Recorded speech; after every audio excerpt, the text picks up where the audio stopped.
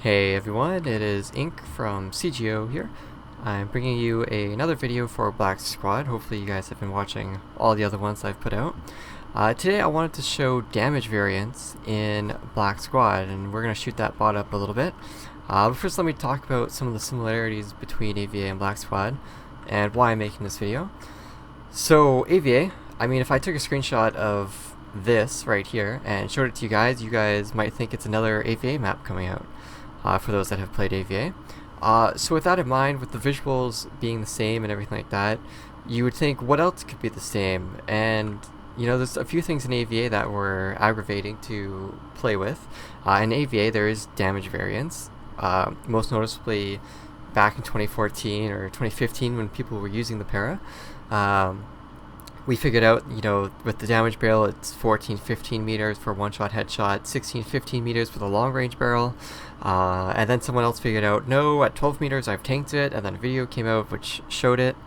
Then we had some other guy did like 100 or 1,000 tests or whatever for point blank, and 1 out of like 600 tries, it was a tanked headshot. So then it was confirmed that there was damage variance. There was also a helmet drop-off % rate. So that makes you wonder, have they learned, or is it still present in Black Squad? And unfortunately, it appears that it is present. Now, I could be wrong. I'm not an expert on this game yet, and maybe there's some hidden modifier in practice channel, but we have noticed it in publics. Maybe it's placebo, maybe it's whatever, but this is the evidence that we've gathered so far, so I'm going to show you right now what we're talking about, and you can decide for yourself. It would be great if we could get confirmation from NewWiz on why this is in the game and what its purpose is, and because it has disastrous effects for the competitive scene. So let's just get right into it. So in this game, in Black Squad, the helmet and the face have 2 different hitboxes. We can talk about that. Oh, sorry about the jump. We can talk about that later. But I'm just going to show you right now that there is damage variance. So let's shoot his face. And he tanked it with a 95. Okay. This gun isn't supposed to one-shot headshot, but as you are going to see, it will one-shot headshot on the face without hitting the helmet. And so it first did 95 damage without killing him. It did 110 twice, 3 times in a row now. 4 times in a row now, that's pretty impressive. 5 times in a row. 6 times in a row. But now it did 100, so I think I just had a pretty lucky streak there of 110 straight. Or something else is happening. I'm not an expert, but you can see, first shot did 95, this shot did 95. Shots did 110 as well. And that shot did 100.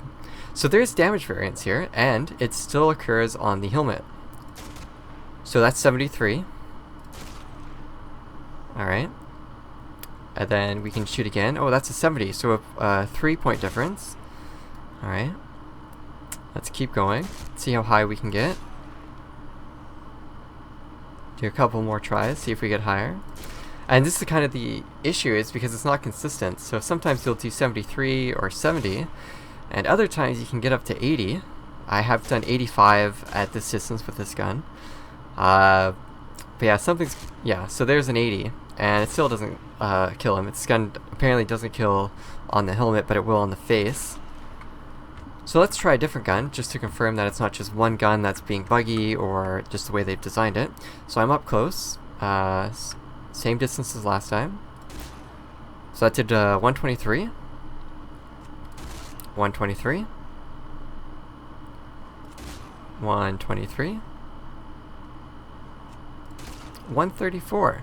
So an 11-point difference. 145. Well, that's pretty high. That's our largest variance yet, is 22 points. That one did 140. So you might be wondering why a 22-point difference is a big deal. And it's because there's damage drop-off in the game. So if you're standing point blank, okay, 99 out of 100 times the guy's going to die with whatever gun you're using, like G36 or the CZ805. They don't deal quite as much damage as the SR47, so it's more likely for them to be more affected by damage drop-off by distances. So if you're here, maybe it's 99 out of 100 shots kill. Or 95 out of 100 shots don't kill, but 5 shots do. Do you really want that type of chance in the game? Is that consistent? And then if we stand further back, maybe it drops down to 80% of shots don't kill and 20% do. And maybe with the SR47, maybe now 10 shots of 100 won't kill. And going even further back where you think the gun should headshot, but you're going to be dealing less damage the further back you go and the longer the distance is. So you're going to have these distances at any distance where you're going to be dealing less damage, and you may not one-shot headshot them with your gun, or guns that aren't supposed to one-shot headshot are going to one-shot headshot, and then that kind of just ruins the balance of the game in these scenarios. And if you play like all the rounds that get played in a demolition match, and you play a best of 3, that's probably going to happen once, maybe twice a round for how many shots do you get fired. Now, I could be wrong. We could be completely wrong. There could be some other factor going on here. Maybe with the way the guy is moving his animation, the hitboxes are moving and bugging out just from movement. Maybe they're overlapping. Double damage is getting counted twice, or damage is getting counted by hitting through something, getting reduced, and getting multiplied by 1.1 or something.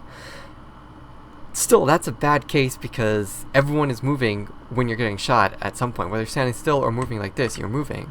There could be other things, how armor plays a role into it.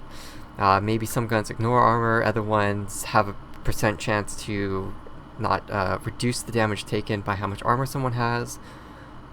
Maybe when someone spawns in practice channel, there's still a spawn shield reducing damage, but I've even tested this waiting 5 minutes in between shots and it's still random. So I don't know. It's up to you guys to decide if this is a problem in the game. I don't know if the competitive scene will care about it. In A.V.A, it was only about like a 5 to 10 damage difference at the most extreme. In this game, there's a with the SR47, I was dealing 100 damage to 145.